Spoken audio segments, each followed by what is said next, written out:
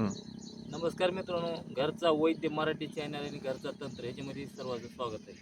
आज वनस्पती तुम्हाला दाखवायचा मुद्दा म्हणजे पांढरी उन्हाळी आहे आणि पाऱ्याची मणी पाऱ्याचा ह्याच्या जर घोटण केलं तर एकटी वनस्पती पांढरी उन्हाळी पाऱ्याचा मणी बनवते, पाऱ्याला घट्ट करायचं काम करते आणि हिला शरपुंका म्हणतात, उन्हाळी म्हणतात.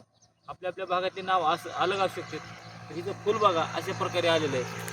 हो का, पांढऱ्या प्रकार फुल आहे आणि मोठं फुल झालं की एकदम आणि गडद पांढरं होतंय.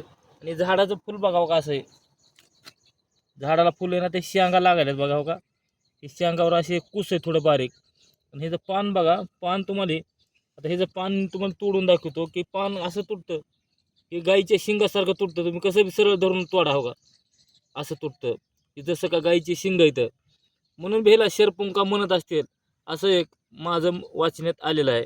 दुसरी गोष्ट मित्रांनो, ही काही वनस्पती विषारी नसून तुमच्या पोटाचे विकार, लिव्हर, किडन्या, पोटाचे अन्न पचन होत नाही, गॅसेस होते, ते काय करायचे मित्रांनो, ह्याचा रस काढून जर तुम्ही 2-2 चमचे खाल्ला तरी चालतंय. नाही तर हे पानं जरी चावून खाल्ले आणि तुम्ही ह्याचा नुसता रस गिळीत गेला तरी एकदम पोटाच्या विकारासाठी, किडनीसाठी अमृतासारखं काम करतं.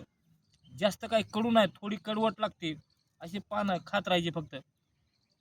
पांढरी मधली जात जास्त कोण आपल्याला बघायला भेटत नाही, मोजक्या ठिकाणी बघायला भेटते. ज्याला कोणाला पांढऱ्या उन्हाळ्याच्या बिया लागतील, हे जे फळं लागतील, तर ही तुमच्यापर्यंत उपलब्ध होतील. अनिल जाधवकड ही झाड आहे.